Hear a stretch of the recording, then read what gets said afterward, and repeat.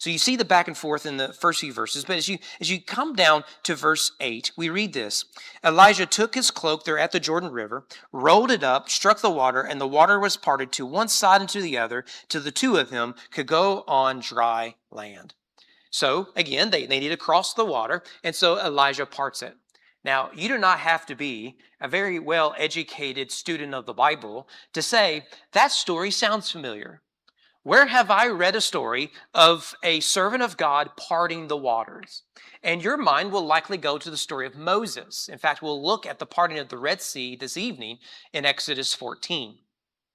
But there is another story where this happens. In fact, it happens at this river. And that is the story of Joshua as the Israelites enter into the Promised Land. They come from the east of the Jordan and they cross going west into Canaan. Now, I think the writer wants us to connect this account with the story of Joshua. Now, why does Joshua need to cross the Jordan River? One, he just needs to cross it, period. But it is also in the narrative, it functions to show that the presence and the power of God that was with Joshua, or with Moses rather, is now with Joshua. And it was demonstrated for everyone to see that the Lord is with Joshua. So too, we see that Elijah is going to cross the water and part it, so too announcing that just as the Lord has been with Elijah, so he will be with Elisha. If that connection with the story of Joshua still doesn't connect, it is worth noting that the three cities mentioned in these opening 8 verses show up in the story of Joshua: Gilgal, Bethel, and Jericho. All three follow the story of Joshua.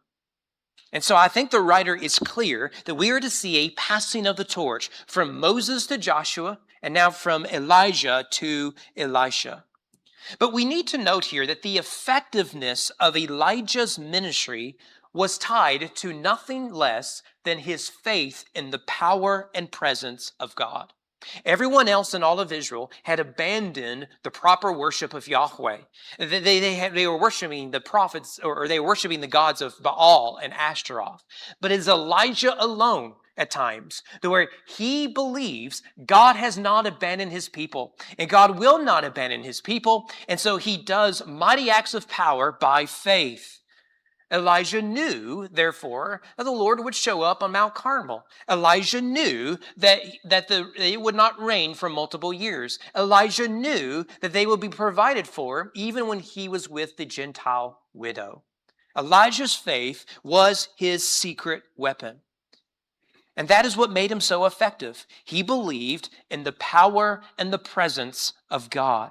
And so as Elijah's ministry concludes, Elisha must believe the same. He must believe that even though things haven't changed much in Israel, they are still as godless and as rebellious as they were in the days of Elijah. Elisha must believe that God isn't done.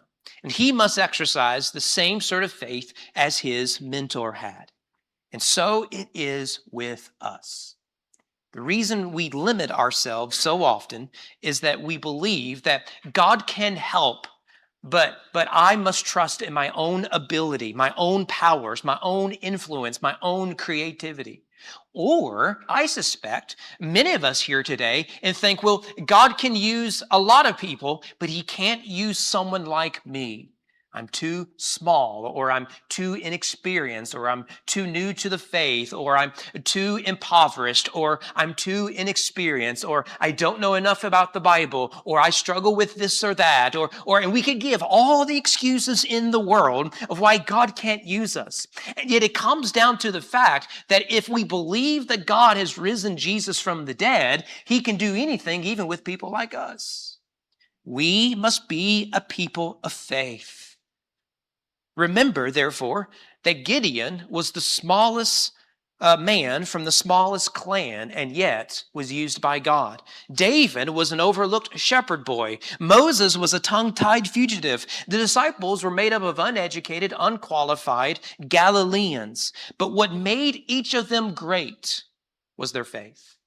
They simply believed that God would, and through them God would no doubt do the impossible.